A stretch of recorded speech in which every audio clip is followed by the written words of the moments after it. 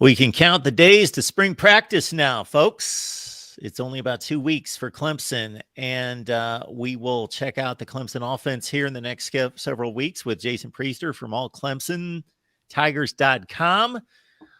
Jason, how you doing today? I'm doing pretty good, Mark. How about you? Doing well. Folks, please like the video. Share these videos out on social media and subscribe right here at the Voice of College Football. Understand that we also have a Clemson live show on a Thursday at 7. All right, before we dive in on spring football, of course, that's coming up in a couple weeks. Recruiting is every day, and there's a big weekend coming up on June 3rd, the official visit weekend, and some other recruiting notes to keep track of. Yeah, last year was the first time Dabo Swinney ever hosted recruits on official visits during the summer. They held it on that first weekend in June, and it was extremely successful. It was the catalyst. It led to a bunch of commitments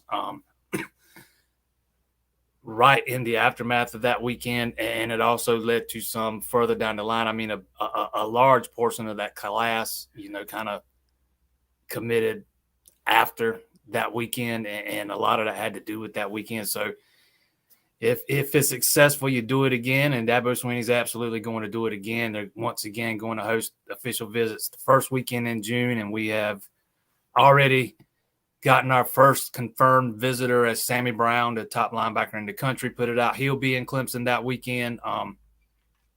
So far, he's the only one I know that has put it out that he's going that weekend, but I would expect that to be a star-studded list of guys once we get the visit list finalized, get closer to that date, because it is still a few months off. But Brown is the top linebacker target for Clemson. They've only offered 2 guys. Brown actually got an offer earlier than Dabo Swinney usually offers kids. He usually waits till June before the start of their senior season. Brown got it a couple months earlier, and Clemson wanted him to know that he was the top guy on the board, and for a long time, he stayed the only guy with an offer. And they are absolutely going to play it out with him to the end. I think he will have a decision before the start of his senior season. He'll take his officials in June, probably name some finalists before that, take 4 or 5 official visits in June. But this looks like it's coming down to a Clemson and Georgia battle. Sammy Brown's from Georgia, and in one of the interviews I did with him, I asked him, did he grow up as a Georgia Bulldogs fan like most kids in that state? And he told me no. He said that him and his dad, I think he said his dad was a high school coach at one time. If I think I'm remembering that right. And his dad, they ran the wishbone offense. So he grew up. I remember he told me they grew up watching a lot of wishbone teams, like the service academies and stuff like that. But he didn't really have any strong emotional ties to Georgia.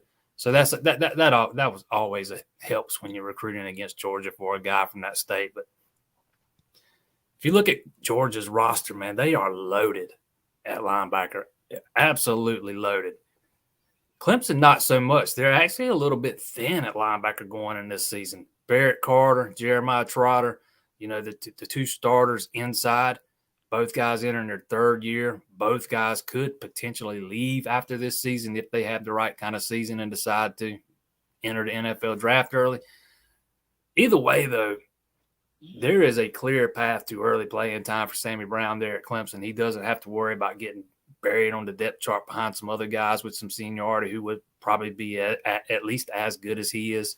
So it's going to be interesting to see how this one plays out. A lot of things seem to favor Clemson in this thing. I know culture's big with Sammy Brown. He talks about it every time I talk to him, and it's always something he raves about at Clemson. So I know that's something that's really resonated with him. To me, I think those are the 2 teams, and I think both schools have things going for them. So it's gonna be fun to watch this thing down the stretch.